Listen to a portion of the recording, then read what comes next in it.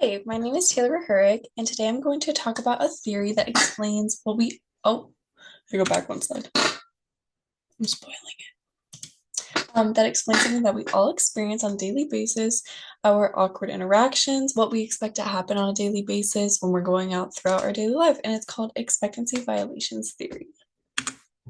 Expectancy violations theory. What is EVT?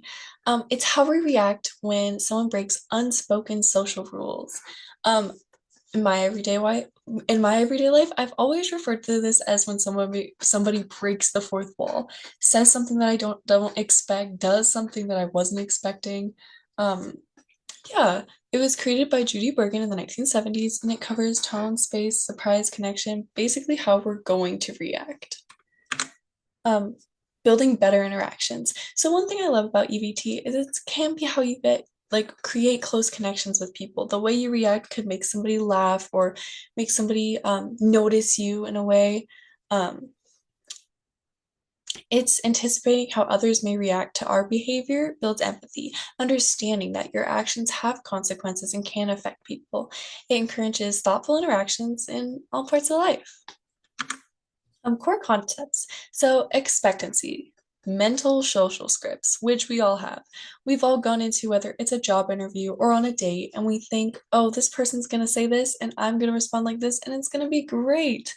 But then, if you're having that conversation, which is the next step, violation balance, and you're having that conversation, and you say, hi, my name is, and they interrupt you, say something random, immediately you're either going to have a positive or negative reaction to that situation. My personal example, I am a waitress. So if I go up to a table and say, hi there, guys, my name is Taylor, I'll be your server, and they go, I want coffee, I'm going to have a negative reaction because that's not how I expected the conversation to go. And then reward balance, which is how we feel about what happened.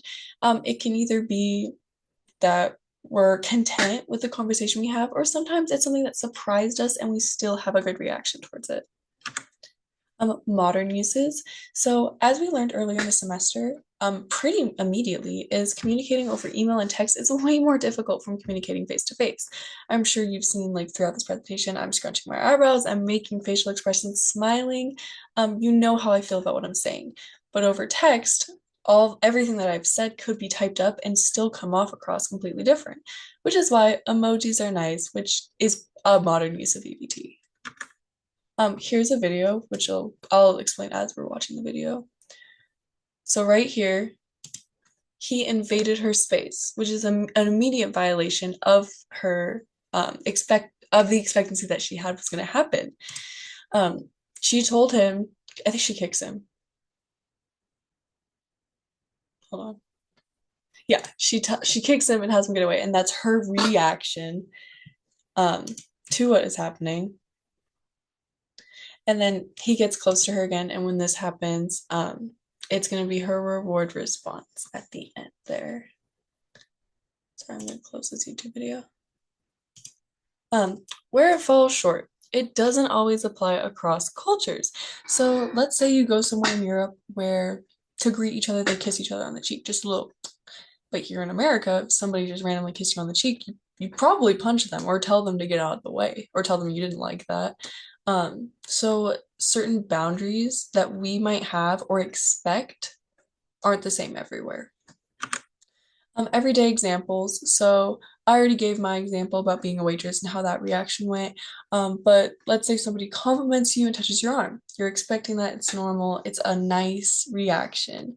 A surprise kiss. Although you weren't expecting it, it's nice. Or jokes in class, like your professor breaks that wall and makes you laugh rather than being so serious.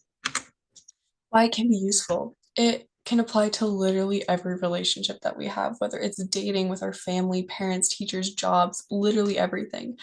It's how we communicate, how we make connections. And another reason it's important is because by learning about it, we know how to not miscommunicate. At a young age, we learn to not get in people's personal space. Everyone has a personal bubble, things like that. Thank you.